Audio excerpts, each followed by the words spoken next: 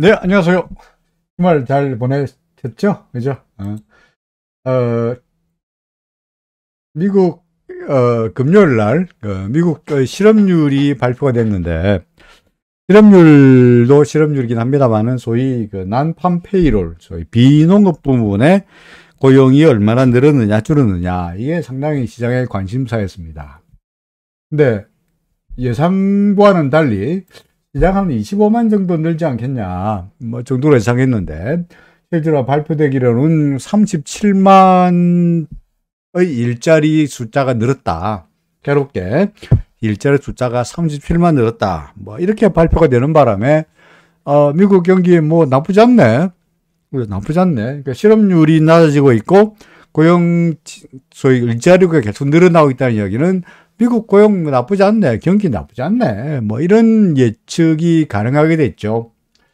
근데 경기만 보면 그렇습니다만은 달리 이야기해서 경기 괜찮으니까 FOMC는 금리 출장 계속 올리겠네. 그죠? 계속 올리겠네. 이번 7월 달에 뭐 0.75 올리는 거는 뭐 당연한 이야기네. 도시등을 빼도 박도 못하겠네. 뭐 그렇게 생각하면 악재라고도 보여집니다만은 시장은 좀 헷갈렸죠. 그죠? 근데 결과적으로 어떻게 해석할 거냐 헷갈리는 바람에 시장은 뭐 다우는 떨어지고 나스닥은 올랐던가 뭐 혼조로 이렇게 마감되었습니다. 우리 시장도 미국의 영향이 그다지 미국이 주가가 크게 오르지도 크게 떨어지지도 않았기 때문에 아침에는 나름대로 괜찮은 계산가는 상당히 괜찮은 그런 플러스로 시작하는 그런 모습이 나타나긴 했는데 오후 들어서 야금야금 밀리더니 막판에 좀 하락폭을 좀 늘려서 10포인트, 두 자리 숫자, 굳이 말한다면 두 자리 숫자긴 합니다. 약간 10포인트의 하락세로 마감되고 말았습니다. 그래도 코스닥은 선방했죠. 그죠? 코스닥은 여전히 강보합으로 끝났습니다. 뭐, 미국은 별볼이 없었다. 이거는 사실은 뭐, 혼조였으니까, 미국이 굳이 우리나라에 악영향을 나타낸 거는 아니다. 라고 말했는데, 그럼 주가가 왜 빠졌나? 외국인들이 팔았기 때문에. 라고 말하면 쉽습니다만, 그럼 얘들이 왜? 그죠? 얘들이 왜 팔았노?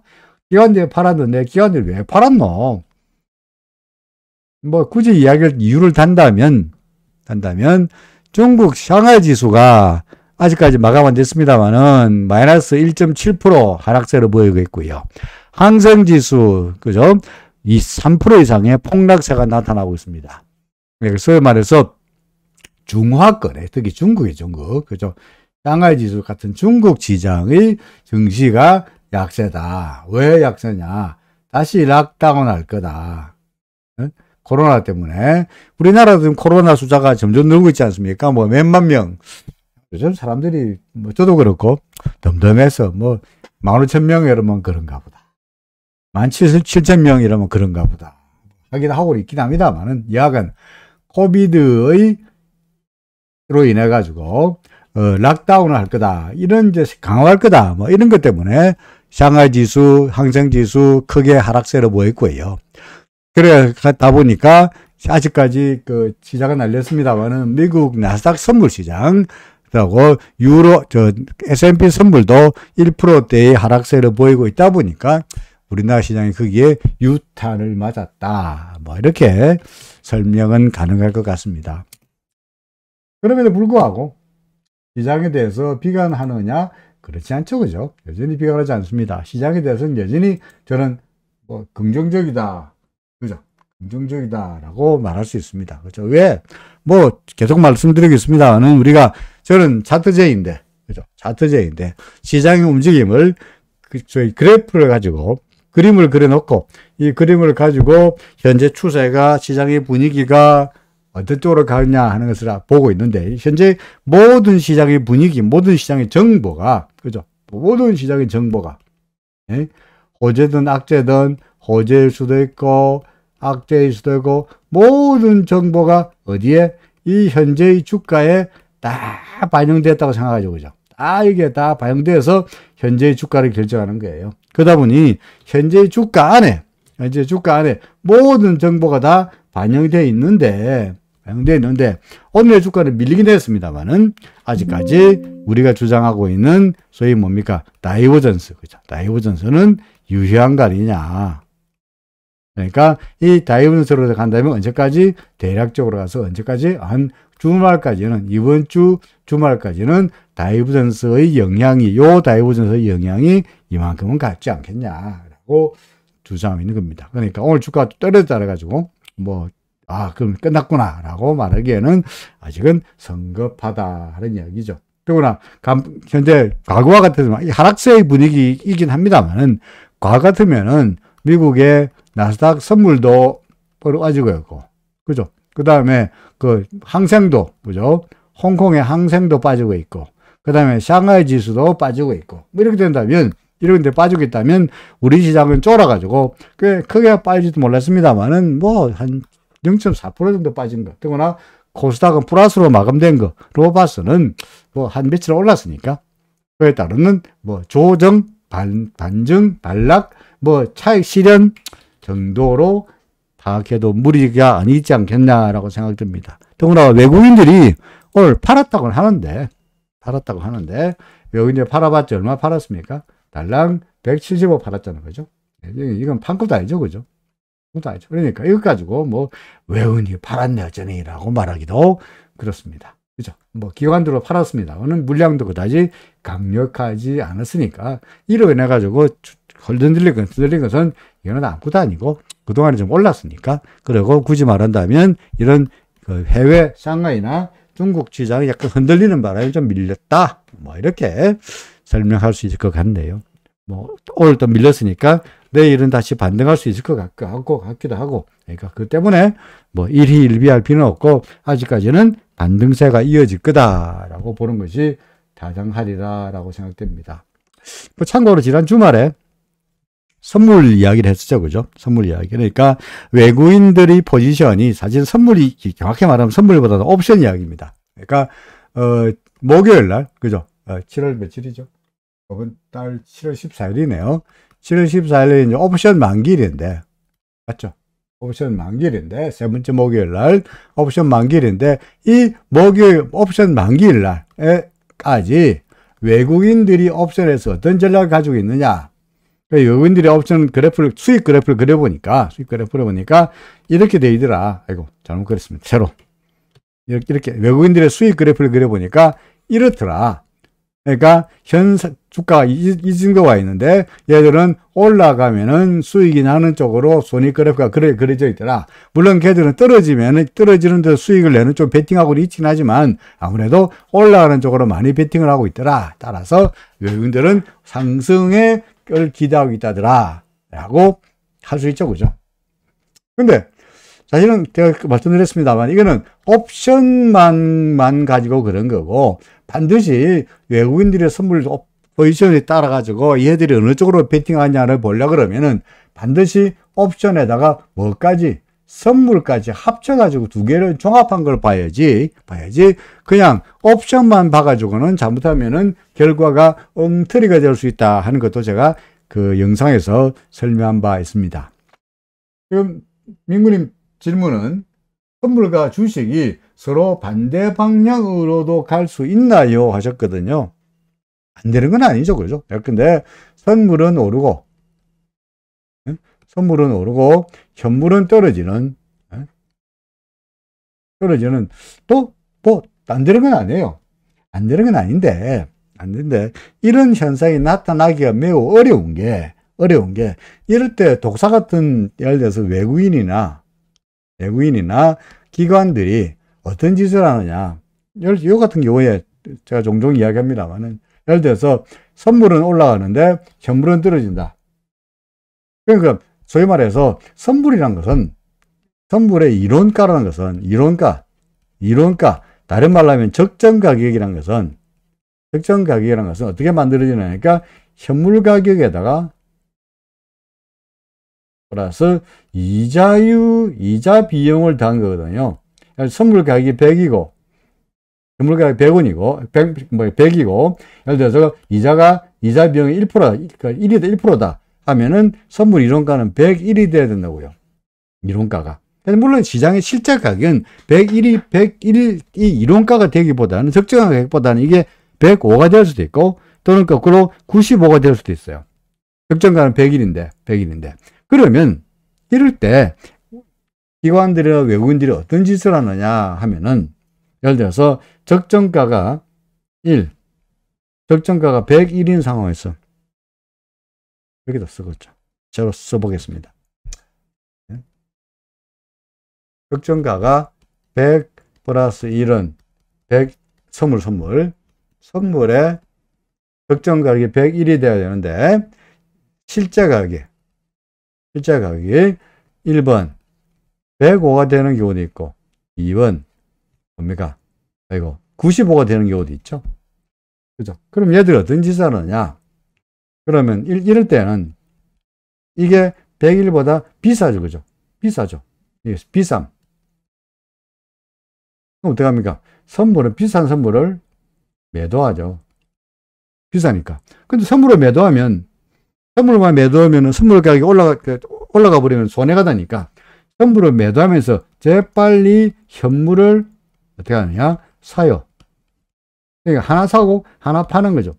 무슨 말이냐? 예를 들어서 두 개가 같이 움직이게 되어 있는 거니까. 그러니까 선물을 파는 것으로 하면은 선물이 떨어지면은 수익이 납니다만 선물이 오르면은 손해가 나니까 위험이 따르니까 이 위험을 뭐로 막느냐? 현물을 사는 거죠. 그러니까 선물은 비싸니까 왜 팔아? 선물이 비싸니까 파는 거야. 이런 거래할 수도 있고요. 거꾸로 이야기해서 선물의 가격이 95가 되면 다시 말해서 101보다 싸면 어떻게 하냐? 싸니까 어떻게 하죠?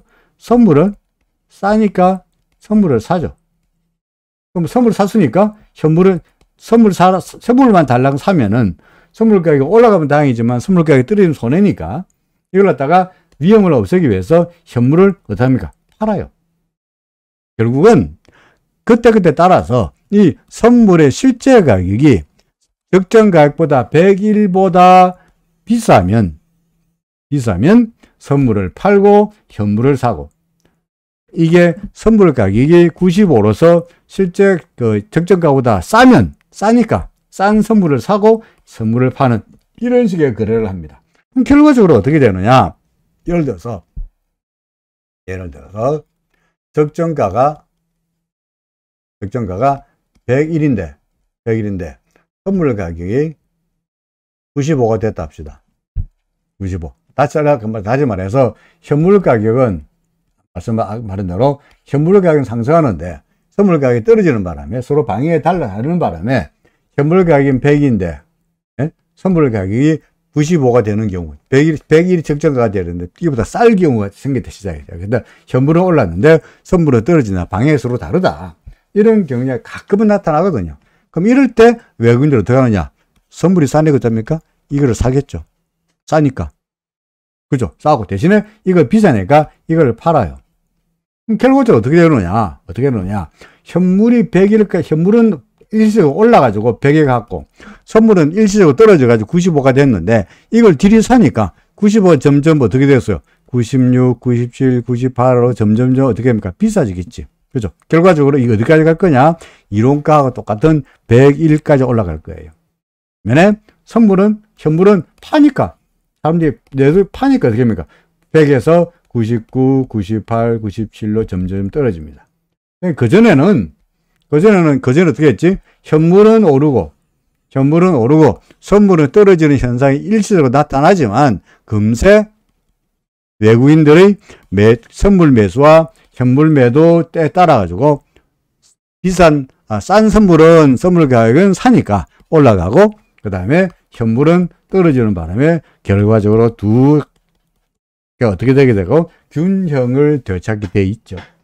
그러니까 일시적으로 현선물 방향이 왔다 갔다 움직일 수는 있어도 어차피 금세 조금만 그렇고 결과적으로 어떻게 되겠다? 다 같이 같은 방향으로 움직이게 되어 있다 하는 말입니다.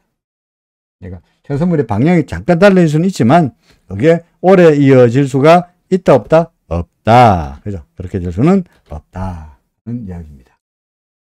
예, 되셨죠? 다시 그래서 차트 돌아가서 현재 시장을 쭉 살펴본다면 현재 시장을 살펴본다면 오늘 주가가 떨어졌다 그래서 뭐 크게 엄청난 위기가 다가온 것도 아니고 올랐으니까 잠시 떨어진 거고, 굳이 이유를 설명한다면 중화권에서, 그죠? 중화권에서 샹하이 지수하고 뭡니까? 항생 지수 같은 이런 홍콩이나 샹하이나 시선천이나 이런 중화권 주가가 떨어진 거다. 그 중화권 주가 왜 떨어졌냐? 코로나 때문에 다시 사람들 그 집에다 가둬 놓고 밖에 못 나가라 그러고, 그죠? 뭐 꼼짝 못하게 하는 소위 락다운이 강화될 거라는 우려감이 시장에 돌면서 아무래도 중국 경제가 다시 위축될 거다. 우리나라야 어제도 말씀드렸습니다만은 그런 이야기 했었죠.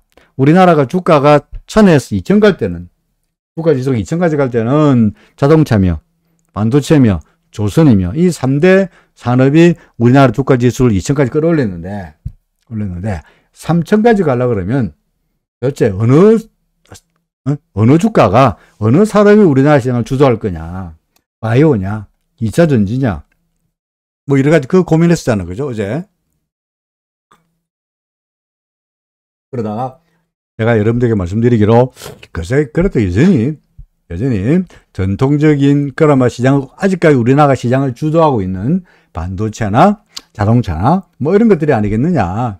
이제 와서 바이오, 이제 와서 2차 전지, 특히 풍력 발전, 이런 것들이 시장을 주도해가지고 주가 지수를 새롭게 3000 이상으로 끌어올리기에는 시가총액도 부족하고 좀 무리가 아니겠느냐 라고 생각하는 편입니다. 그러니까 세계적인 우리 회사가 되기에는, 삼성전자가 되기에는, 새로 2차 전지가 삼성전자가 되려면, 또는 뭐 예를 들어서 뭡니까? 풍력 발전이, 바이오가 새로운 삼성전자와 새로운 현대차와 새로운 삼성조선, 대우중공업, 현대중공업이 되기에는 아직은 좀 역부족이지 않겠냐 하는 생각이죠. 그래서 요즘 전통적으로 자동차나 이런 것들이 올라갈 거로 보는데, 그럼 그 말고 또 다른 방법이 없겠냐? 있습니다. 뭡니까? 한창 우리나라 옆에는 우리나라가 옛날에 일본이 그죠? 일본이 잘 나가다가 왜 쫄딱 망했습니까? 한국하고 중국의 사이에 끼는 바람에 일본이 그죠? 일본이 소니 그죠? 미쯔비시 뭐 이런 것들이, 그러고 한국하고 중국의 사이에 끼는 바람에 완전히 엉망됐잖아요. 그죠? 그래서 이제 우리나라가 이제 일본을 한국이 올라왔는데, 혹시 우리나라도 중국의 등살에 해가지고 반도체며 2차 전지며 이런 것들이 혹시 또 위축되지 않겠냐 하는 우려감이 있습니다. 그럼 어째 되느냐? 어쩌면 뭐 중국 주식에다가 여기다가 빨대 꽂고, 여기다가 빨대 꽂고, 그죠? 빨대 꽂고 여기다가 쪽쪽 빨아먹으면 되죠. 그죠? 담보를 쪽쪽 빨아먹으면 되죠. 그래야 해서 중국 주가가 떨어지면, 중국의 경제가 불안해지면 우리나라에 빨대 뽑아가지고 뻥을 단물이 없어지니까 우리나라 주가도 상대적으로 불리하다 이런 이야기죠. 그죠? 그러니까 중국의 시장이 락다운이 돼가지고 별볼이 없다 보니까 우리나라 시장도 덩달아서 오늘 영향을 좀 받았다. 굳이 이렇게 설명할 수 있을 것 같습니다.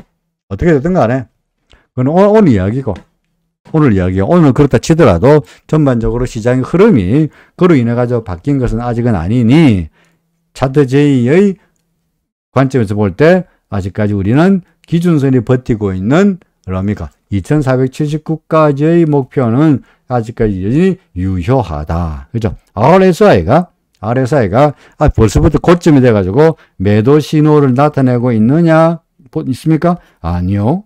오늘 RSI 얼마입니까? 40에 불과하니까 이거는 뭡니까? 중립이 되겠죠. 뉴트럴하다.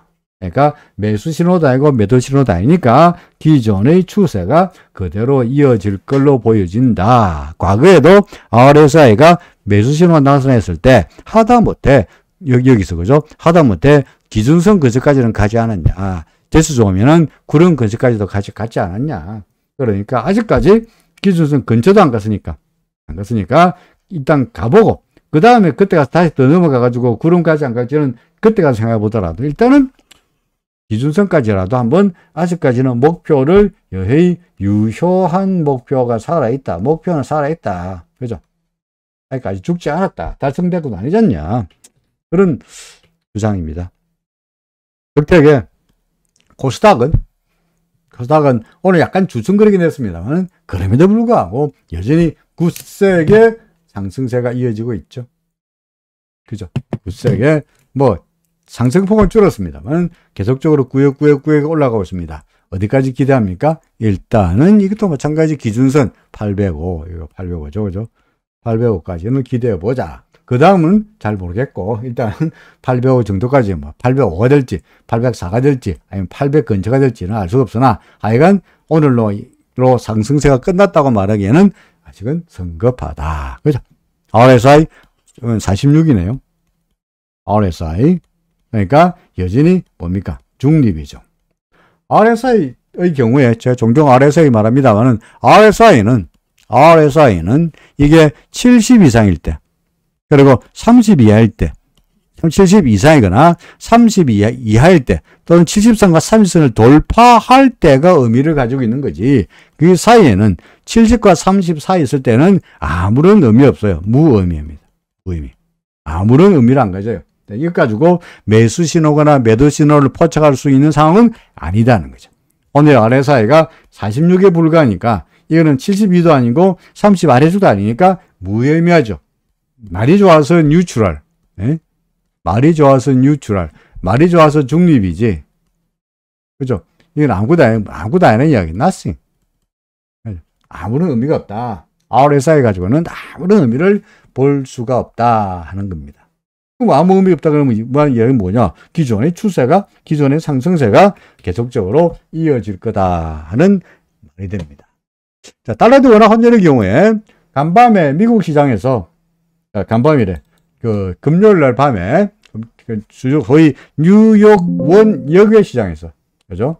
뉴욕 NDF 시장, 해외 시장에서 마이너스 6원 이상 하락세로 끝났어요.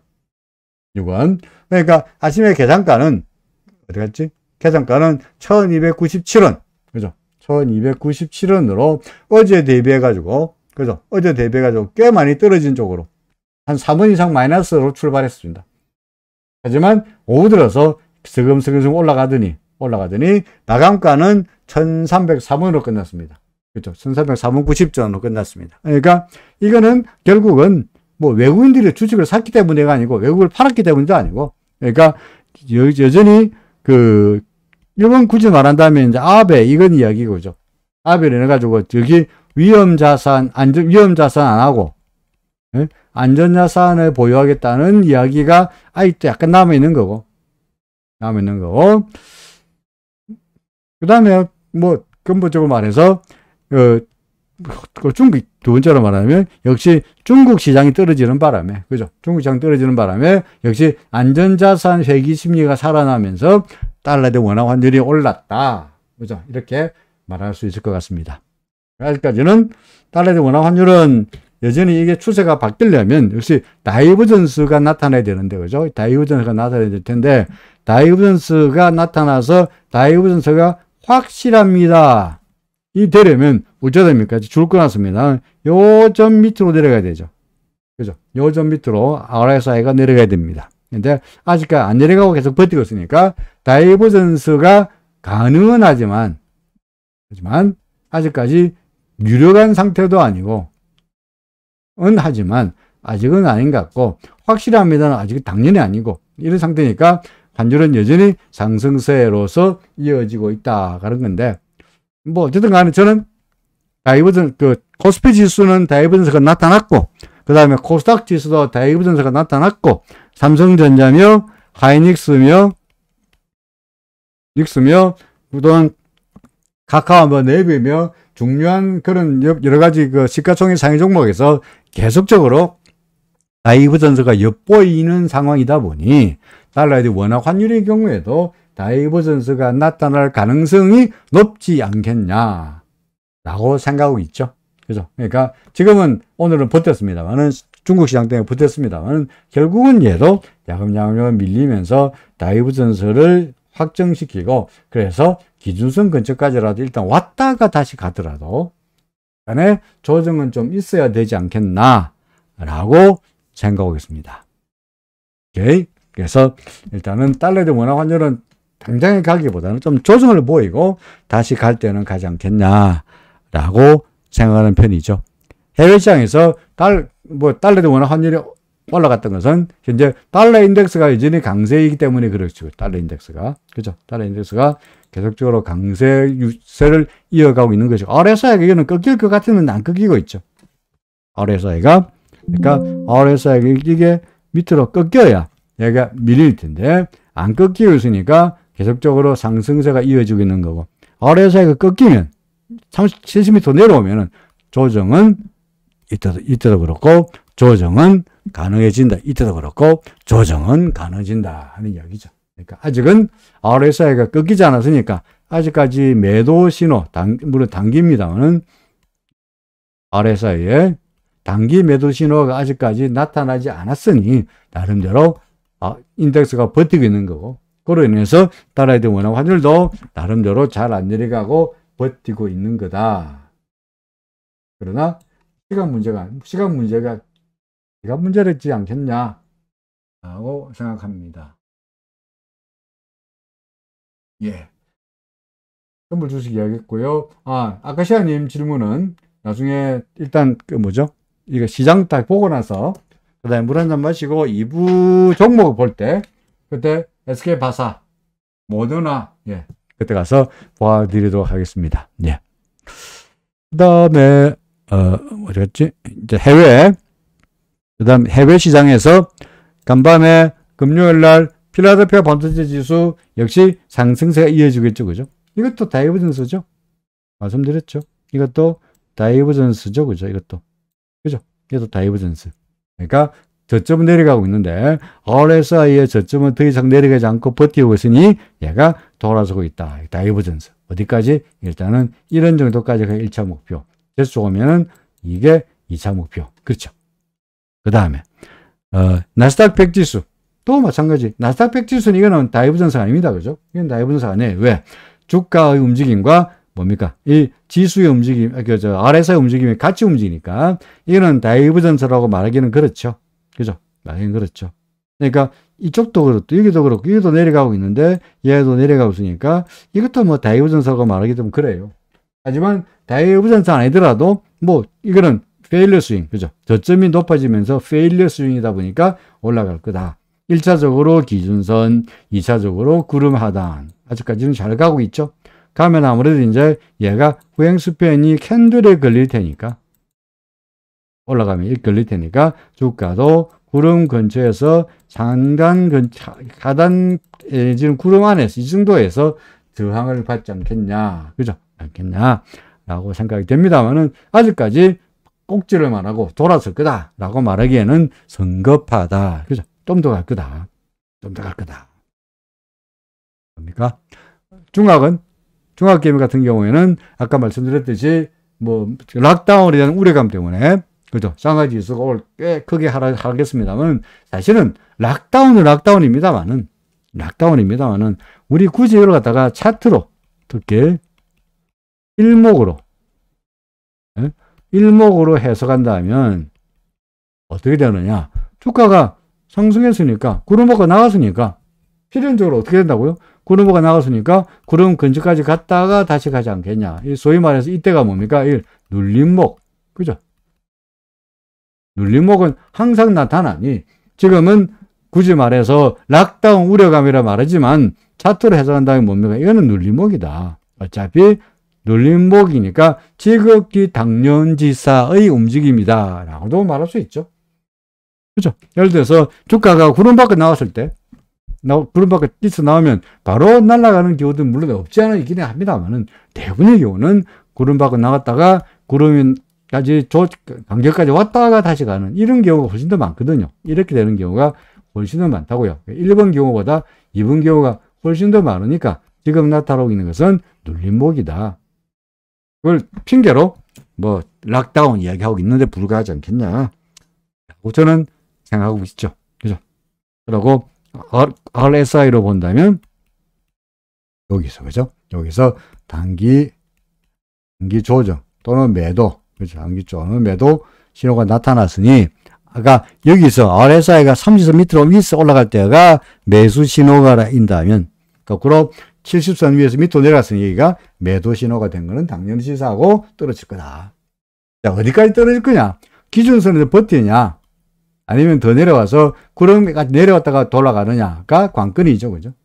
근데 오히려 저는 뭐 기준선에 지지된다고 보고, 예를 들어서 상하이 지수 관련되는 ETF, 그죠? 중국 ETF, 차이나 CSI 100 관련되는 ETF, 이런 종목들은 사고 싶다 이거죠.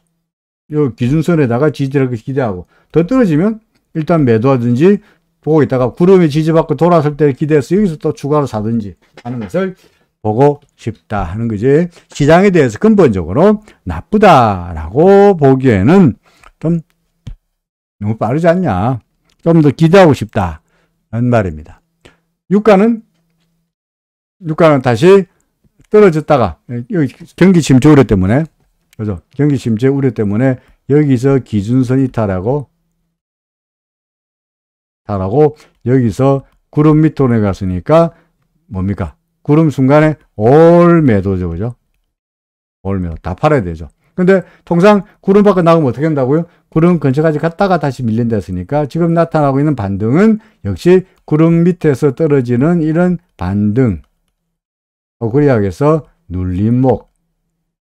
구름 밖으로 나갔다가 조정받고 다시 가는 이 눌림목이 있는 것처럼 구름 밑으로 내려가더라도 반등했다가 내려가는 거니까 이 눌림목이다 라고 말씀드릴 수 있습니다. 더더구나 지금 미국의 중국 시장이 떨어지는 것도 락다운 우려감 때문에 떨어지고 있는데, 중국이 락다운 하면은 원유 석유에 대한 수요는 어떻게 합니까? 당연히 감소될 수밖에 없죠. 중국으로 봐서는, 유가로 봐서는 중국의 락다운 우려감이 유가로 봐서는 좋을 수가 없는 요인이 되는 겁니다. 비트코인은 뭐 기냥저냥, 그죠? 비트코인은 기냥저냥인데, 굳이 말한다면 여기서 매수, 여기서 매도, 새로 여기서 매도, 여기서 매수, 여기서 다시 매도, 여기서 다시 매수, 여기 뭡니까? 다시 매도죠. 그죠? 그죠? 70m, 마이너스 100선, 이거 플러스 100입니다. 오늘 100선, 마이너스 100선 사이에서 플러스 100선 밑으로 내려왔으니까 여기서 매도. 여기 매도입니다. 요 선에서 매도. 그래서 요날 매도. 지금은 포지션은 제로. 비트코인은 제로. 자, 대략적인 시장에 대한 이야기 라플리 얼른 쳐다봤습니다만은 아직까지 시장이, 저는 다이버전스 아직까지는 유효하지 않냐. 오늘 하고 떨어졌다 그래가지고 그것 때문에 쫄 필요는 없다.